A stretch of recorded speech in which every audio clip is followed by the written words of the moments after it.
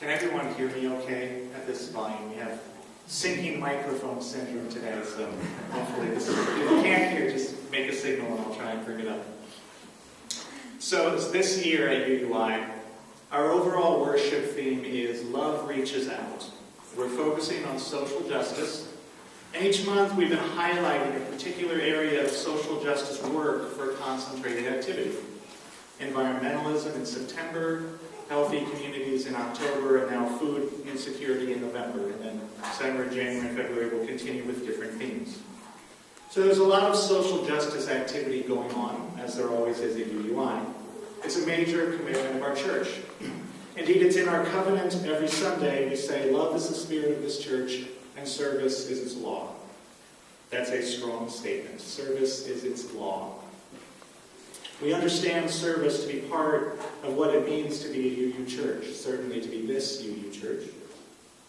For a Unitarian Universalist, working to bring more peace and love and fairness in the world is a big part of the answer to the question, why do we go to church? So what I want to look at a little today is how the way that we do church supports that work.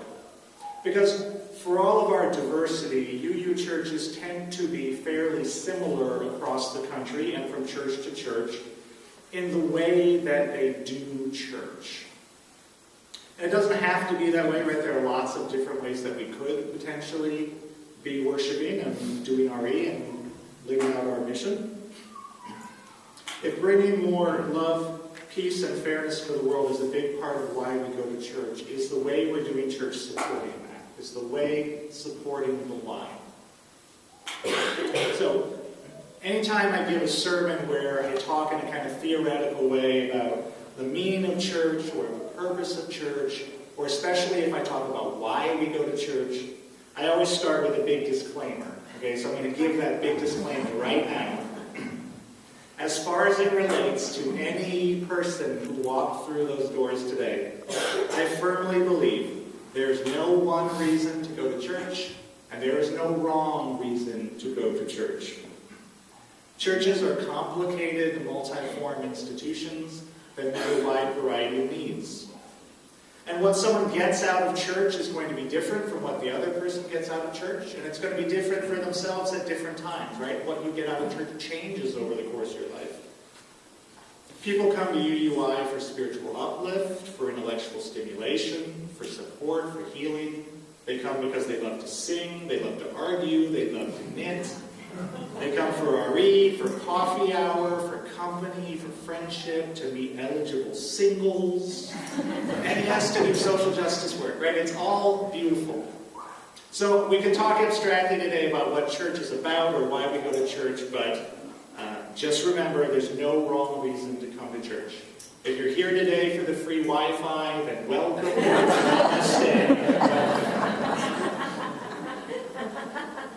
Now, of course, until fairly recently, certainly within my parents' lifetime, there was a very simple answer already provided to the question of why do we go to church? And the answer was just, what's the matter with you? Go to church. You know, you won't break your mother's heart? Go to church. In the 40s and the 50s and the 60s, there was a cultural expectation in the mainstream culture that sort of everyone went to church on Sunday. It wasn't a question of why go to church, it was just which church are you going to go to? And actually back then, Unitarian churches did pretty well because they provided a liberal alternative to the answer, which church are you going to go to? But that cultural wave crested several decades ago and we're on the downside of that, right? America today is more secular and more religiously diverse at the same time. So the authority over mainstream life of the Christian church has subsided.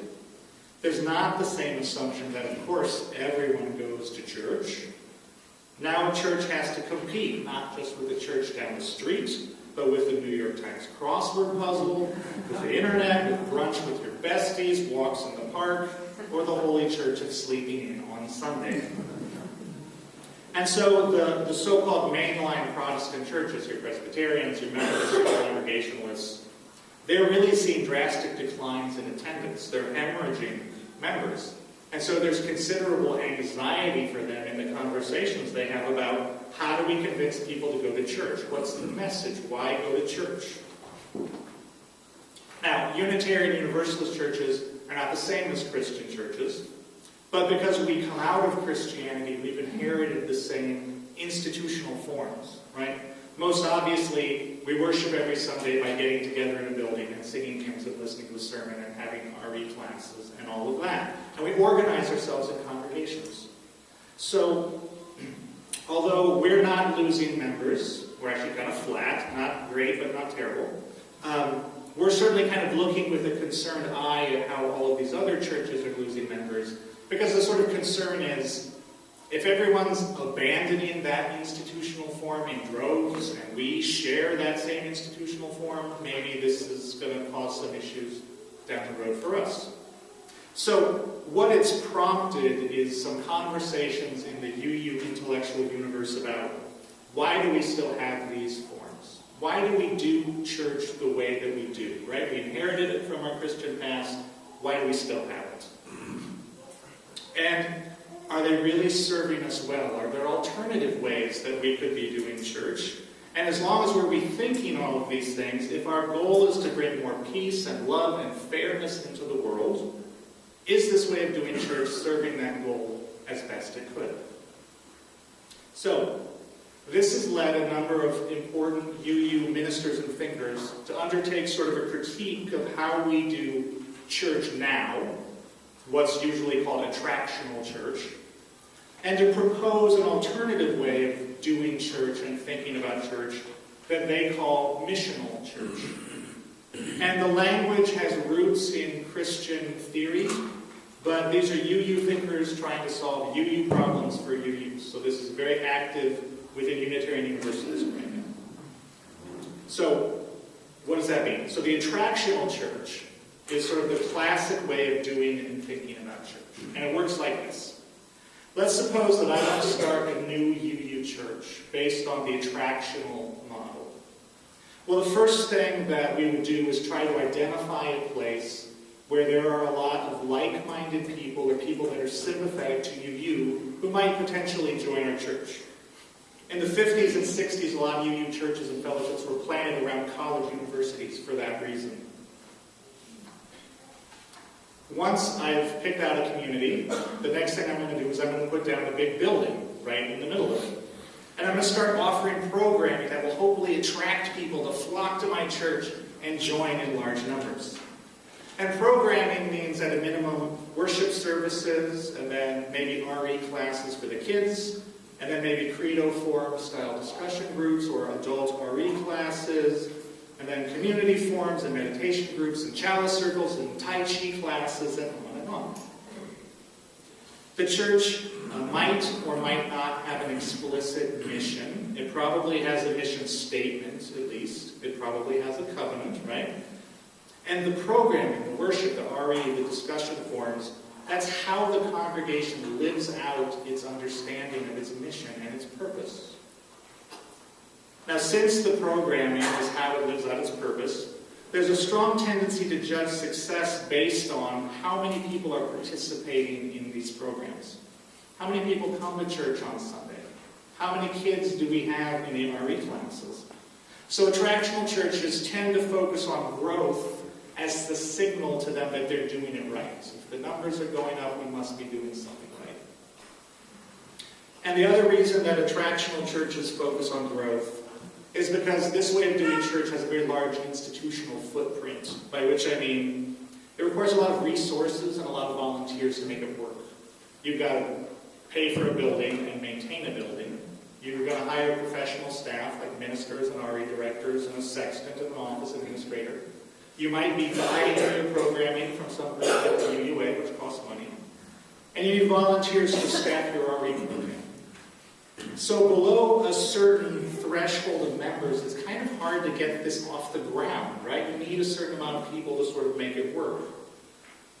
And so there's a focus on attracting members who support the church, so the church can provide programs to the members. And the tendency over time is to view the church as existing primarily to meet the needs of the members who support it. Now, to the extent that the church changes the spiritual lives of its members for the better, it it does that through the programming that it offers. Worship, education, meditation, chalice circles, these are the tools of spiritual growth and personal transformation for the church. So that's the attractional church model. Like-minded people, brought together by excellent programming, worship, RE, etc., who join and support a church that needs a lot of resources, which in turn increasingly focuses on meeting its members' needs. Okay, the missional church model that's being talked about now, in contrast, turns this model on its head and inverts nearly all of its priorities. Rather than say the church has a mission, it begins by saying the mission has a church. And the mission, as expressed by Unitarian Universalist missional thinkers, is to show up for the overlooked, the left out, and the abandoned, and to serve them.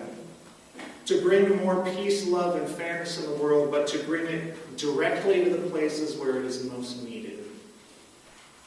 So, to begin with, someone who's starting a new missional church will not try to go to a community of like-minded people. They might or might not end up there, but that is not the priority. If someone is starting a missional church, she'll go to where there's a population of people that have not been well served by American institutions, where people are in need and where there's a maximum opportunity to make a difference.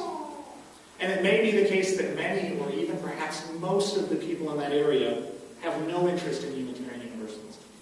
And they will never darken the door of our church planter. But that's okay because she's not trying to attract people in. She's trying to send the church out to where the people are. Programming, to the extent that it's offered, exists to support the mission, which means it's usually focused on serving the unmet needs of the community. Programming might be adult literacy classes, a food pantry, job training, a free health clinic, a safe space for kids to play in the afternoon, a neighborhood cleanup program. The missional church measures its success not by how many of its own members' needs it's meeting, but by how many people in the outside community it is serving.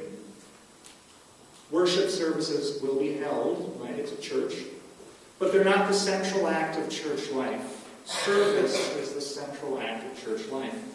And so worship exists as a means of supporting the people that are doing that work of service. Where the attractional church generally seeks to grow large, right? There's that emphasis on getting the membership up. The missional church may actually actively avoid growth. Get small to do big things is its motto. Because the view is that a church that is not tied down with an expensive building or a Byzantine committee structure or the need for hundreds of its own members can really quickly, easily take on new projects and relocate and go to where the need is and respond rapidly to a call for action. And finally, the missional church promotes the spiritual growth of its members primarily through a life of service lived in solidarity with others. The missional church focus says if you devote your life to bringing more peace, love, and fairness into the world, you will grow as a person, and your life will be transformed by the work that you do. So that's the missional church, not looking for like-minded people, serving the community rather than its members, focusing on how many we serve rather than how many members we have, avoids buildings and expensive commitments, and views a life of loving service as its primary spiritual tool. There is one piece. The most well-known example of a missional UU church is Reverend Ron Robinson's Third Place Community Center in Turley, Oklahoma. Now, Turley, Oklahoma is an area of extremely concentrated poverty just outside of Tulsa, where the average life expectancy is about 14 years lower than the next zip code down the block. And Ron Robinson is a Unitarian Universalist minister who went to Turley, originally with the intention of starting a traditional church, which he called the Welcome Table. And after a couple of years, he found that what he had was a very small, isolated, entirely white church in an area that was mostly minority, and he was not connecting to the community. So he switched his focus from worship and he built a third place, which is a community center that now includes Turley's only library, several computers for public use, a free health clinic, a food pantry, a drop-in living room, and a place to get used clothing and household items. The worship services at the welcome table still draw a small crowd, maybe 3 to 10 people on any given Sunday. But Robinson measures the number of people his church serves in the thousands, and it is now serving a diverse community reflective of the neighborhood it is in. Robinson is quoted in UU World saying that he believes that every UU church could do something missional, not that every UU church should be missional. But he says, I'd like to see a church take 5 to 6 people and turn them loose in the community in a place of need and say, we don't need to see you again for 3 months or a year. Have them move into an apartment complex and create a space where they can start programs and meet people. Right? Get small to do big things. Get small groups of people, get them out to where the need is, and go to work. Now, inspired by Robinson's work, there are now many UUs that are thinking about how this kind of work could be done. There's a conference called Life on Fire that's already met 3 times in the last 2 years that's exploring this missional UU work and also creating networks of people that are committed to doing it. So, if you're interested in the potential of doing church this way, if anything that I've talked about here is lights a spark, like yes, I like that model, you might check that out. Or you can email me and I can point you towards resources about this missional UU vision, because there's a lot out there right now. It's a very hot topic. And as a part of this thinking and analyzing of the way we do church and whether or not the way supports the why, traditional models of UU church have come in for some criticism by the missional church people. There's too much money wasted on buildings instead of changing lives. There's too much focus on meeting our own needs instead of serving others. It is too hard to get anything done. It takes 5 committee meetings to change a light bulb. Right? And some of this criticism is perhaps well placed. But this is the moment in the sermon now where I'm going to pivot and say that I love the traditional way of doing UU church. And I love the traditional way that UUs are in church community. And I want to talk about why this traditional model is very supportive of the work of bringing more love and peace and fairness into the world, and why it's a model that I remain very, very committed to. So in the first place, attractional churches are capable of doing very effective social justice work in their own right? UUI exemplifies this. We are clearly a traditional attractional church model, but we've taken on an increasingly public-facing mission that serves the community by partnering with community groups. Our environmental work with Hoosier Interfaith Power and Light is a big example. Our work with Habitat for Humanity is another. Or IndieCamp, or Public School 43, or Indiana Youth Group. I could go on and on and on. We're not isolated. We're weaving a web of connections that pull us out into the community and make us very public-facing.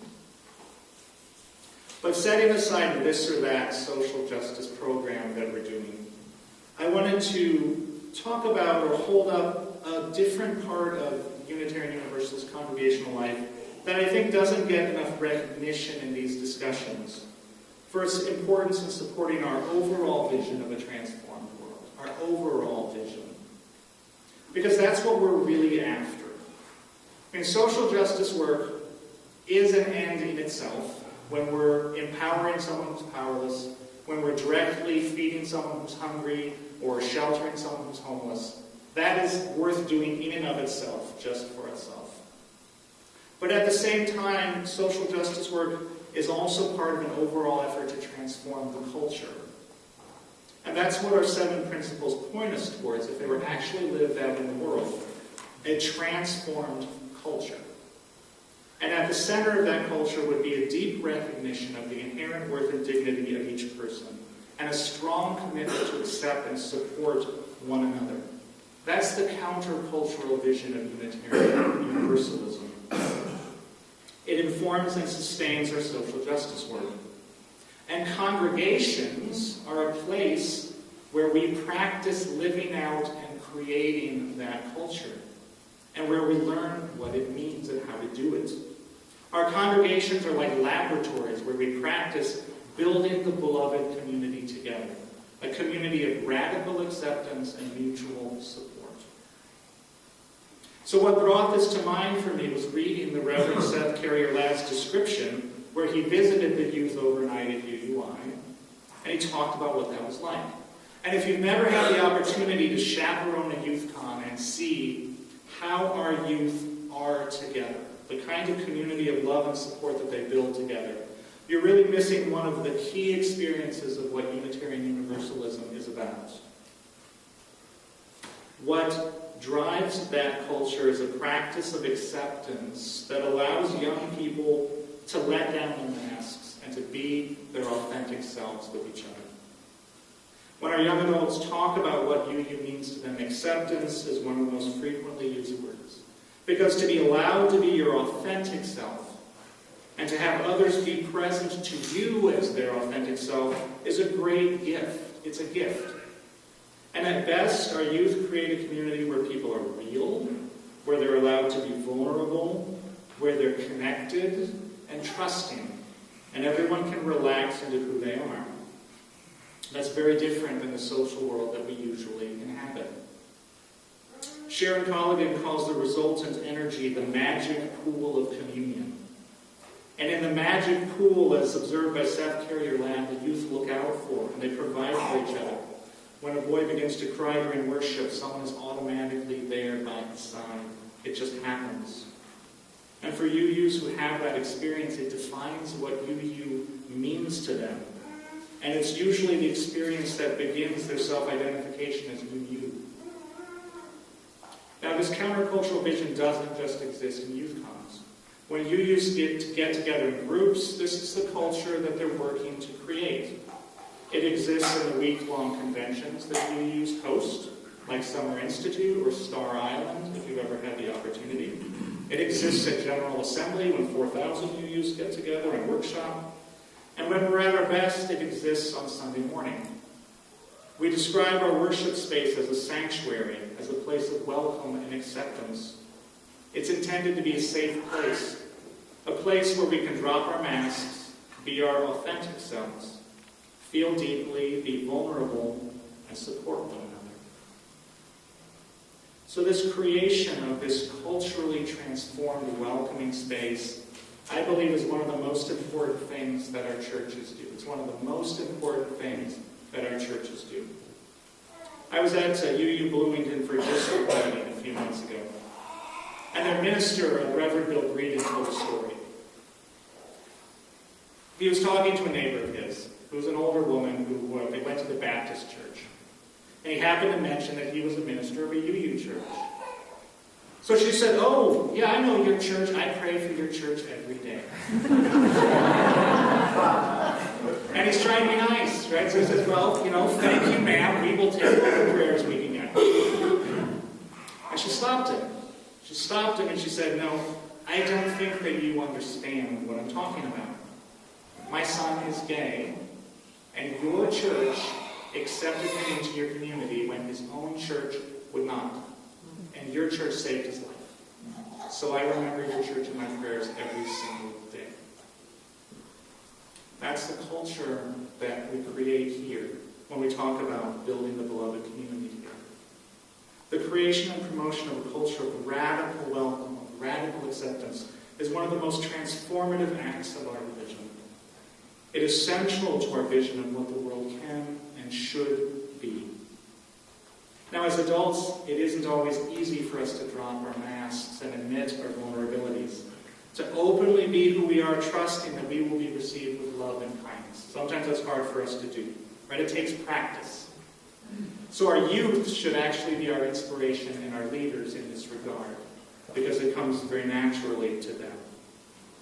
So when we practice creating that trusting and supportive space with one another here at UUI, on Sunday or whenever we gather, we are living out our religious vision at its best.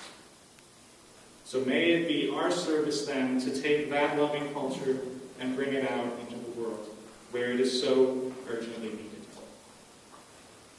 Would you please rise and bow your spirit for a closing hymn, number 108?